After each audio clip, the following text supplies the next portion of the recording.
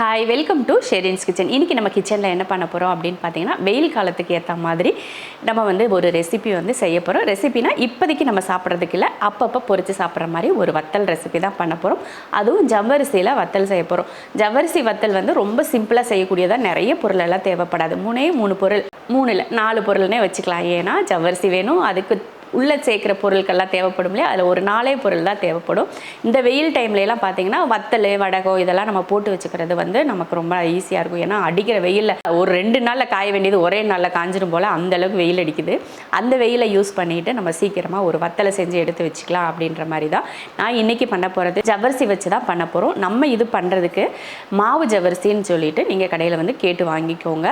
நார்மலாக நம்ம லைலான் ஜவ்வரிசி, இந்த கண்ணாடி போல் இருக்குது பார்த்திங்களா, அந்த ஜவ்வரிசியிலலாம் இது நல்லா வராது. அதனால மாவு ஜவ்வரிசி, நம்ம மாவு அரைக்கிற போல் ஒரு ஜவ்வரிசி நல்ல வெள்ளையாக வெள்ளன்னு போடும் பார்த்திங்களா, அந்த வெள்ளை ஜவ்வரிசி வாங்கி வச்சுட்டு அதில் தான் இந்த வடகம் நம்ம பண்ணணும். வடகம் வத்தல் எல்லாம் ஒன்று தான், என்ன மாற்றி சொல்கிறேன்னு நினச்சிக்காதீங்க, எல்லாம் ஒன்று தான். அதை வச்சு நம்ம பண்ணிக்கலாம் வாங்க. அதுக்கு என்னென்ன அளவுகள்லாம் எடுத்து அரைச்சி எப்படி காய வைக்கலாம் அப்படிங்கிறத பார்க்கலாம்.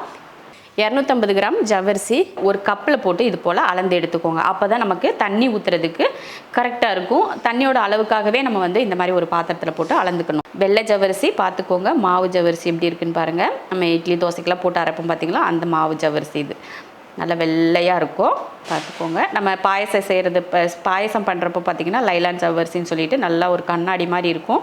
அது இல்லாமல் இந்த ஜவ்வரிசி தான் நீங்கள் பார்த்து எடுத்துக்கணும். இப்போ இதை மிக்ஸி ஜாரில் போட்டு பவுட்ரு பண்ணிக்கலாம். மிக்ஸி ஜாரில் போட்டு நல்லா அரைச்சி எடுத்தாச்சு பாருங்கள். நம்ம ரவை இருக்குது பார்த்திங்களா, உப்புமா செய்கிறதுக்கு ரவை எடுப்போம், வெள்ளை ரவை, அந்த மாதிரி பக்குவத்தில் இந்த மாதிரி அரைச்சி எடுத்துக்கணும். இப்போ இதுக்கு ஜவ்வரிசிக்கு ஏற்ற மாதிரி தண்ணி சேர்த்துட்டு இப்போ கலந்துக்கலாம்.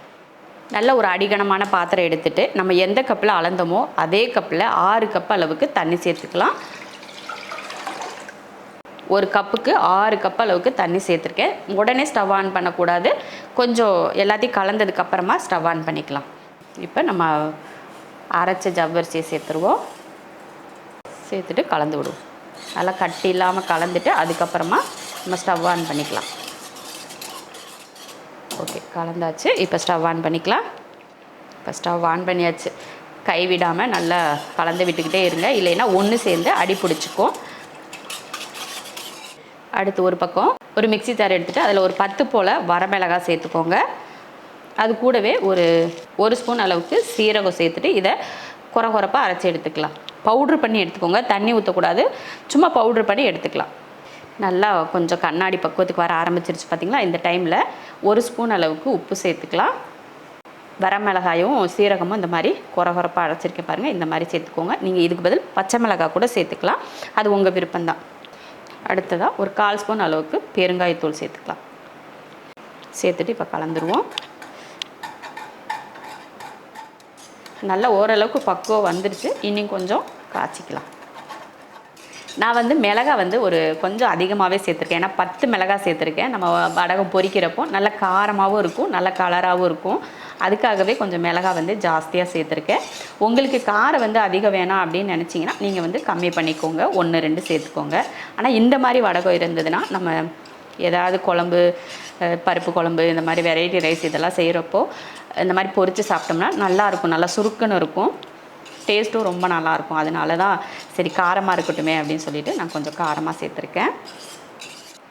கரெக்டாக பக்குவத்துக்கு வந்துருச்சு பாருங்கள். மறுபடியும் நான் சொல்கிறேன், காரம் உங்கள் விருப்பத்தை பொறுத்து நீங்கள் சேர்த்துக்கோங்க. நம்ம வீட்டில் காரம் பிரச்சனை இல்லை, அதனால தான் நான் ஒரு 10 மிளகாய் சேர்த்துருக்கேன். நீங்கள் கம்மியாக சேர்த்துக்கோங்க. இதுக்கு பதில் வரமிளகாய்க்கு பதில் பச்சை மிளகாய் கூட நீங்கள் சேர்த்துக்கலாம், சரியா. ஒரு 10லேருந்து ஒரு 15 நிமிஷத்துக்கிட்ட நல்லா காய்ச்சி நல்லா கொதித்து வெந்துக்கிட்டு இருக்கு பாருங்கள். ரொம்ப கெட்டியெல்லாம் ஆகாது, இந்த அளவுக்கு தான் இருக்கும். நம்ம ஆற வைக்கிறப்போ இன்னும் கொஞ்சம் கெட்டியாயிரும். அதனால் இந்த அளவில் நம்ம இறக்குறது தான். கலர் பார்த்திங்கன்னா பார்க்குறக்கே அவ்வளோ சூப்பராக இருக்குது. நம்ம தேன் கலர் மாதிரி இருக்குது, சூப்பராக இருக்குது. இந்த மாதிரி கலர் இருந்தால் நல்லா இருக்குமே அப்படின்னு தோணுது. இதை பார்க்குறப்போ காரம் மாதிரி தோணலை, ஏதோ ஸ்வீட்டாக இருக்கும் போல் அப்படின்னு தான் தோணுது. அந்தளவுக்கு கலர் ரொம்ப நல்லாயிருக்கு. நீங்களும் இந்த மாதிரி கலரில் செய்யலை அப்படின்னா செஞ்சு பாருங்கள், சூப்பராக இருக்கும். அதே போல் காரமும் நல்லா சுருக்குன்னு இருக்குது. அவ்வளோதான். இப்போ நம்ம அடுப்பை ஆஃப் பண்ணிவிட்டு ஆற வச்சிடலாம். இந்த பாருங்கள், எடுத்து ஊற்றினா இந்த அளவுக்கு கெட்டியாக இருக்கணும். ஆறுச்சுன்னா இன்னும் கொஞ்சம் இதை விட கெட்டியாயிரும். நம்ம எடுத்து ஊற்றுறப்ப ரொம்ப கெட்டியாலாம் இருக்காது. ஊற்றுறப்ப லைட்டாக அப்படி ஊற்றினா ஒரே இடத்துல நிற்கிற மாதிரி ஆறை வரணும் அந்த மாதிரி எடுத்துக்கலாம். இப்போ இதை ஆற வச்சுருவோம். நம்ம காய வைக்கிறதுக்குன்னு ஒரு துணி எப்போயுமே எல்லார் வீட்லேயும் ஒன்று வச்சுருப்போம் இல்லையா, அந்த துணியை வச்சுட்டு, இல்லைன்னா இப்போ கடைங்களெல்லாம் நிறைய விற்கிறாங்க வத்தல் காய போடுறதுக்கான கவருங்க இதுங்கெல்லாம் ஜிப்போடு சேர்த்தே விற்கிறாங்க. அந்த மாதிரி கூட நீங்கள் வாங்கிக்கலாம். வத்தலோட சைஸ் எந்த அளவுக்கு வேணும்னு பார்த்துட்டு கரண்டியில் வந்து நம்ம எடுத்துக்கணும். ஒரு ஓரத்தில் இருந்து நம்ம ஊற்றிட்டு வருவோம். இப்படி ஊற்றிட்டு அப்படியே கரண்டி வச்சு இப்படி அமுத்தி விட்டுருங்க. இப்படியே ஒவ்வொன்றா ஊற்றிட்டு வருவோம். ஊற்றிட்டு கொஞ்சம் கெட்டியாக இருக்கிற மாதிரி இருந்தால் கொஞ்சம் இப்படி கரண்டியை வச்சு இப்படி அமுத்தி விடுங்க.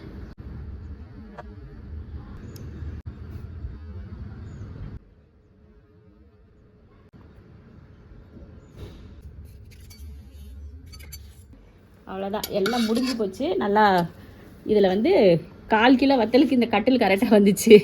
அந்த பக்கம் போட்டதை அஸ்மா பாருங்கள், எல்லாம் அப்படியே கெட்டி கெட்டியாக போட்டு வச்சுருக்குங்க. இங்கே பேர் இதெல்லாம் பாருங்கள். ஆமாம், அங்கே ஒரு உருண்டை போட்டு வச்சுருக்கு. இந்த மாதிரி ஆளுகள்லாம் கூட வச்சுக்காதீங்க. ஹெல்ப் பண்ணுவாங்கன்னு சொல்லி கூட வச்சுக்கிட்டோம்னா பண்ணிடுங்க. சரியா? இந்த மாதிரி உதவி செய்கிறே சொல்லிட்டு வந்து உட்காந்துட்டு இந்த மாதிரி வேலையெல்லாம் நமக்கு செஞ்சாங்கன்னா அடி வெளுத்து விட்டுருந்தேன், தள்ளி ஓடி போயிருங்கன்னு சொல்லி. இதை வந்து அப்படியே வெயிலில் விட்டுருவோம். சாயங்காலமாக வந்து பார்க்கலாம். நல்ல இப்போ அடிக்கிற வெயிலுக்குலாம் பார்த்தீங்கன்னா 1 மணி நேரத்துலேயே காஞ்சிரும் போல், அந்த அளவுக்கு வெயில் அடிக்குது. இதை தூக்கி வெயில்னு சொன்னேன், வெயில்னு சொன்னது வெயிலே காணும்.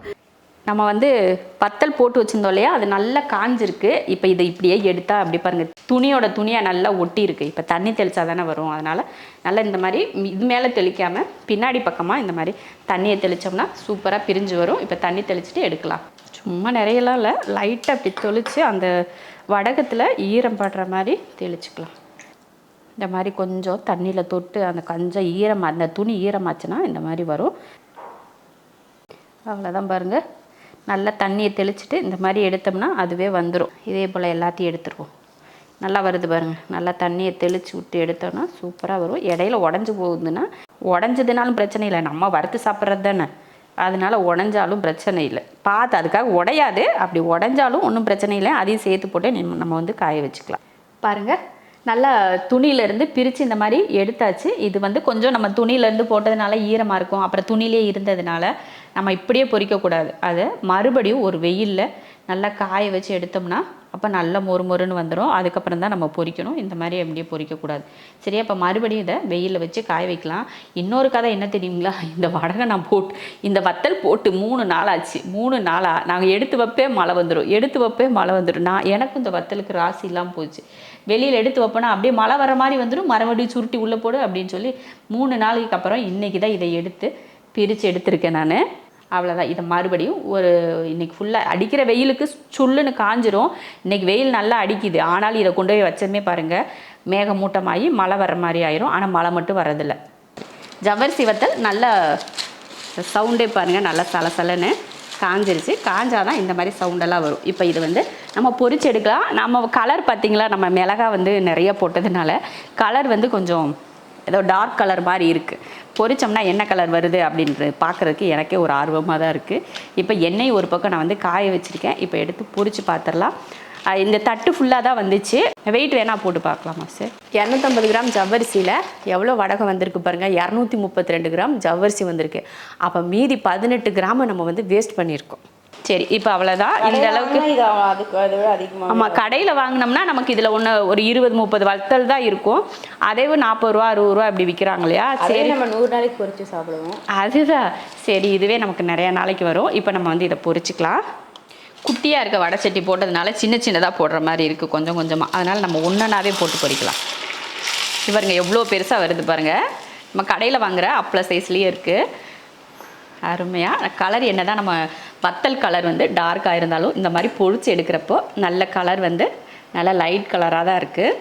நான் அசமாக முன்னாடியே ஒன்று பொரித்து சாப்பிட்டு பார்த்தோம். அவ்வளோ சாஃப்டாக அப்படியே முறுமுறுன்னு இருந்துச்சு. நல்ல காரமும் நல்லா இருந்தது. இதில் பார்த்திங்கன்னா காரம் நமக்கு அந்தளவுக்கு தெரியல பாருங்கள், அந்த கலரும் தெரியல. நல்லா லைட் கலரில் அருமையாக இருக்குது. நல்லா பார்க்குறதுக்கு பெருசாகவும் இருக்குது பாருங்கள்.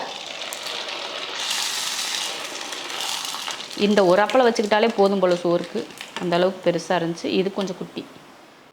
அவ்வளோதான் பாருங்கள். அப்பளம் ஒன்றொன்றும் நல்ல பெருசாக இருக்குது. ஒன்று பெருசு ஒன்று சின்னது. சரி, அப்படியே 2 பேர் ஊற்றினோம்னா அப்படி தான் ஆகும். ஒருத்தர் ஊற்றுறதே ஒரே மாதிரி வராது இல்லையா? அந்த மாதிரி அருமையாக வந்திருக்கு. எவ்வளோ சாஃப்டாக இருக்குது.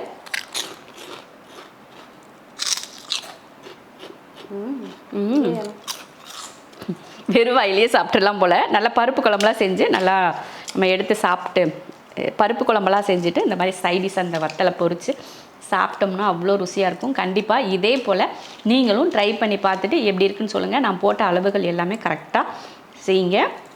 காரம் பார்த்திங்கன்னா கரெக்டாக இருக்குது, ரொம்ப காரம்லாம் இல்லை. அந்த காஞ்ச வத்தலை பார்த்துட்டு இது அதிக காரமாக இருக்கும் அப்படின்னு நம்ம யோசிப்போம். ஆனால் அதில் காரம் வந்து அந்தளவுக்கு இல்லை. நம்ம கரெக்டான வத்தலில் கரெக்டாக எந்த காரம் சாப்பிடுவோமோ அந்தளவுக்கு கரெக்டாக இருக்குது. சூப்பராக ட்ரை பண்ணுங்கள். அருமையான ஒரு ஜவ்வரிசி வத்தல் ரெடி ஆயிடுச்சு.